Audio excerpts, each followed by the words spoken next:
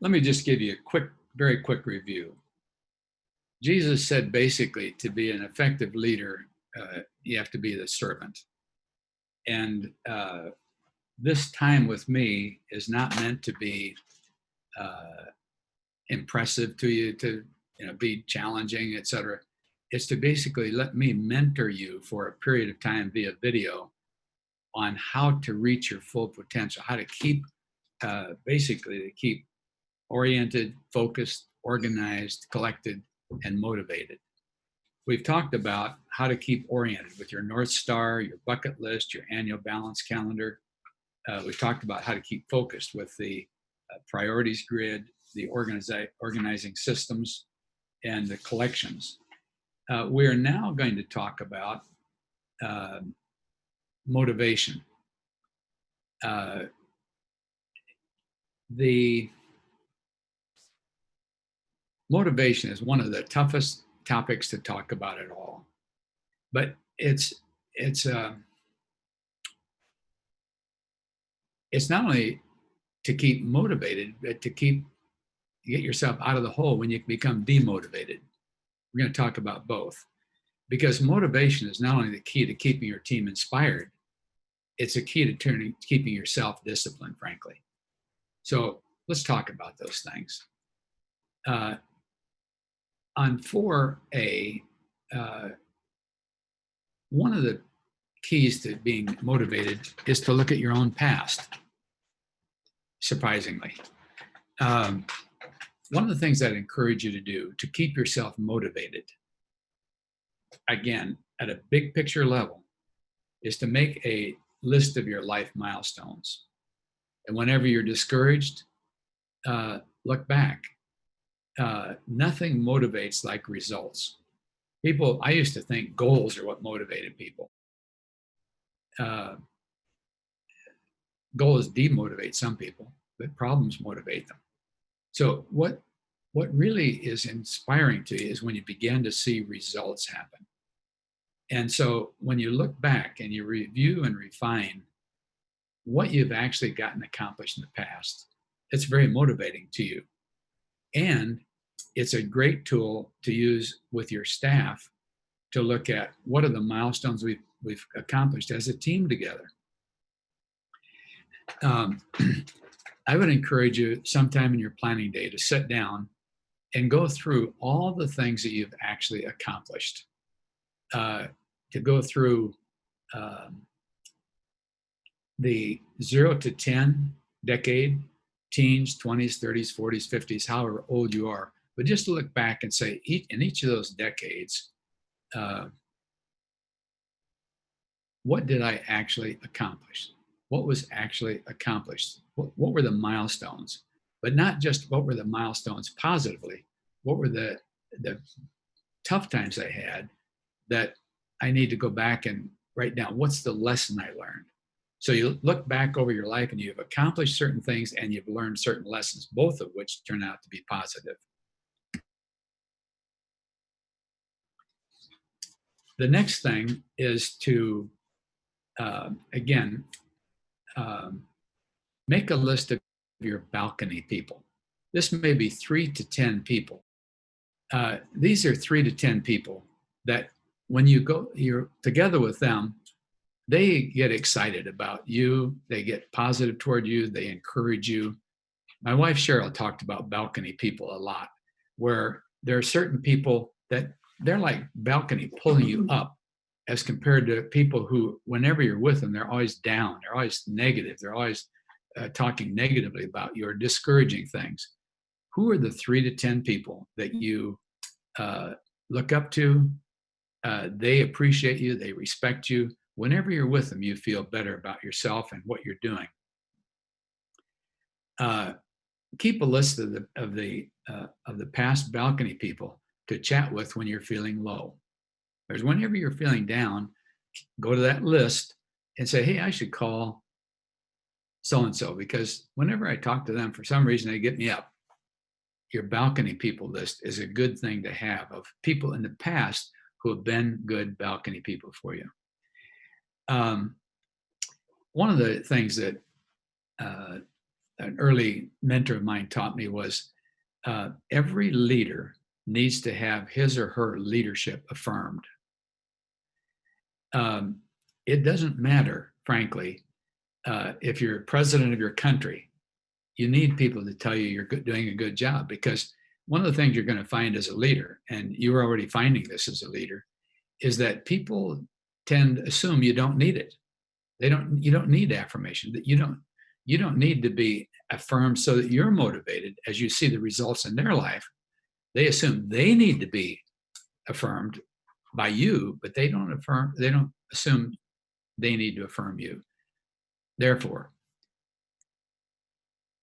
whenever you're with a leader that you look up to, tell them what a good job you feel they're doing, because that's affirming to them. They need to hear that. It's important to hear that. Now, at the same time, I asked Bill Bright one day, I said, Bill, what do you hope someone will say to you after a talk? Meaning, how would you like them to affirm you? And he said, what do you mean? I said, well, let's say you've just talked to 10,000 people. You come off the platform down to the audience. What do you hope people will say to you? He said, oh, I see what you mean. He said, it doesn't matter. I said, I sort of puzzled. I said, it doesn't matter. What do you mean? He said, I'm not speaking to them. I'm not speaking for them. I'm speaking for God. If God is pleased, I don't really care what they say. Now, that's a mature, hopefully you don't need anyone ever to tell you you're doing a great job. But the reality is sometimes it's very helpful. And whoever you're reporting to, whoever your peers with, whoever you're watching, don't forget to be an affirmer as compared to a complainer, a down person. B is to look at your present. One of the things to see about yourself and your staff that's really important for you to understand is that about 15% of the adults you'll ever meet are goal-oriented. You may say, 15%? I thought to be a leader, you had to be goal-oriented. No. Many presidents of countries, presidents of organizations aren't goal-oriented at all. You may not be goal-oriented. About 80% of the people you'll meet, including the leaders you've followed, are problem-oriented. They would much rather solve a problem any day than reach a goal. 80% want to know what the problems are. And about 5% want to know what are the opportunities. What's come up since we've last talked that's been so successful, that's an opportunity to really take advantage of this and do something brand new. 15%, 80%, 5%. Which are you by preference? You can do any of them. But if you had your preference, are you most naturally motivated by setting goals, or by solving problems, or by seizing opportunities? Because everyone on your staff has a preference as well. Now, here's a little insight into your motivation. If you're a goal-oriented, let's say you're a president going to a board of your organization, your pastor, your church, and the board members say, well, the problem with that is it almost feels like they're pointing a accusing finger at you saying, you didn't think of this, that's the problem. There's a problem. If you're a leader, you've experienced that. What you want to see is that the board member is not trying to accuse you. What they're trying to do is volunteer. Instead of pointing a finger at you, they're really trying to say, hey, I think the problem with that is, I think I could help you with that one. So the next time someone says, basically, the problem with that is, you say, I think that is a problem. Instead of becoming defensive, well, that's not a problem. Instead of becoming defensive, try saying, I think that is a problem. Is that something you could help me with? Oh, sure, I could help you with that one. Try it. The next is a visual perspective chart. Go back to 4B in your, in your visual perspective chart, go to 4B just a minute. The visual perspective chart is something, I don't have a visual for you on that, but if you look under there, 4B, visual perspective chart, you can get the entire focal video on this by following this checklist. go to focalonline.org, click resources, click speakers, click featured speakers, Bobb Biehl, click short talks, page 1, and then look under executive pressure escape valve visual perspective chart.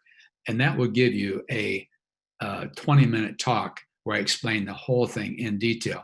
But I'd encourage you to watch that, because this is one of the things I used at least once a month for about 20 years. I used that as a very frequent tool to help me whenever I was feeling overwhelmed, when I was feeling undermotivated, I was feeling just overwhelmed. Go to the visual perspective chart. Then secondly, the emotional balance chart down below on the right. A lot of times we'll just be feeling discouraged or like we're negative or no hope. Watch this video, because it'll show you how to deal with your people that are in a down when you get down, how to get them up. People who maybe are so far up they never come down to reality, but it'll help you know how to deal with that emotional balance chart. I've used this with hundreds of people, taught them this. And again, use the same checklist to find it on the focalonline.org. We didn't have the time to spend 20 minutes on this. It's worth it. It's worthy of it. But these two tools you can find on your own, give them 20 minutes apiece, and you'll be very happy you did, because it will not only help you know how to get out of a demotivated state, it'll help you know how to get your staff out, which is really important. And then as you look at the future, one of the most helpful things of all, in my mind, looking toward the future, is to basically keep an eternal perspective. The future, meaning not just a year or 5 years or 10 years, look at eternity. John Lennox, who spoke at the European Leadership Forum, he's a brilliant professor, mathematician, debater from Oxford. Basically, he was there at a plenary session at ELF a couple of years ago, and he made this statement. I'm sort of paraphrasing it. I'm trying to get it accurate, John, but it may not be exactly accurate. He said, basically, there are three things that are the essence of the Christian faith that basically are the things I think he debates the most often. He said, first of all, Jesus is God. Secondly, Jesus was born of a virgin, was crucified on a cross, and ascended into heaven. And thirdly, heaven is a real place and hell is a real place. To keep an eternal perspective, you want to keep in mind heaven and hell are real places. And what am I doing today, this week, this month, this year to either strengthen Christians or bring other people to Christ or represent Christ in my daily walk? So a part of what you want to do is look at the eternity as a context for where you are today, in terms of just motivating yourself that what can I do today to make a difference in eternity? Every once in a while I'm watching a Super Bowl or a World Cup or something like that on television. And I will see these ads that they put millions and millions of dollars into for 30 seconds. And I think, what have I done? This little puny, what thing I've done, what I've managed to do. I don't make $100 million a year. I haven't done things that'll make $38 million this year. Or that. It's like, you get sort of feeling like, well, what good am I doing? What difference is it making? When you realize that what you're doing as a Christian leader is helping people grow in Christ or come to Christ or see Christ in you, that affects all eternity, this $38 million project will probably be out of date next year. They'll probably be bankrupt the next year. And what difference will it make, really make in eternity? And it's zero. And what you're making will make an eternal difference in the life of a person. It just basically helps me keep motivated to keep doing what I'm doing, not to compare with anyone. Because when you compare, you either get feeling superior or inferior. You compare yourself to God, which puts you in perspective of God as my father. I'm his son or daughter. Uh, I'm worthy. God respects me. God, it's like you compare yourself to God to get correct perspective, not other people. But if you ever do, uh, move right back to eternal perspective. And then the other thing is to go right back to your priorities grid, which is 3A, or go right back to your North Star, which is 2A, to re-energize yourself, refocus yourself, remotivate yourself is really the key to motivation. Those three. Look at your past, because nothing motivates like results.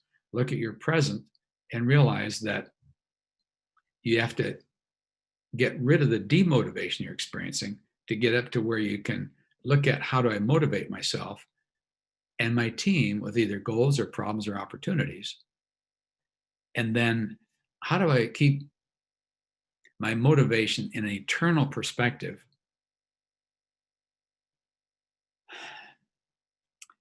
in a way that's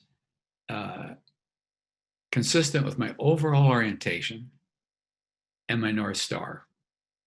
That's the context in which you remain and keep your staff motivated and keep yourself disciplined.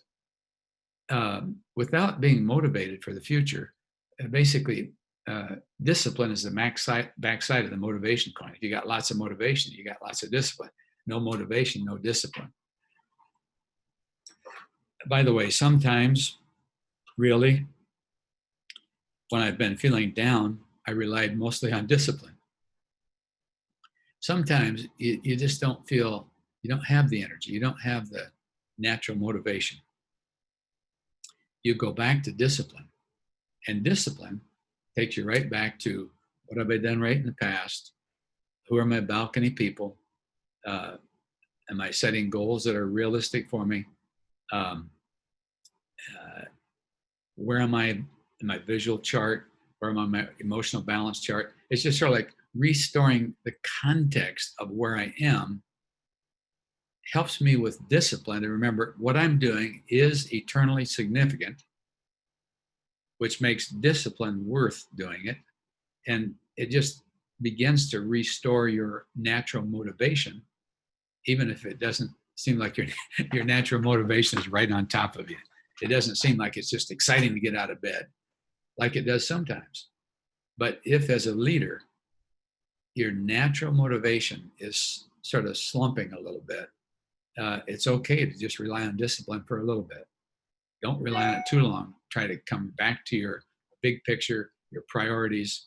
Oh, by the way, that goals, problems, and opportunities in the present, that's why when you look at your priorities grid, you get all three of those in place. You get all three of those in place.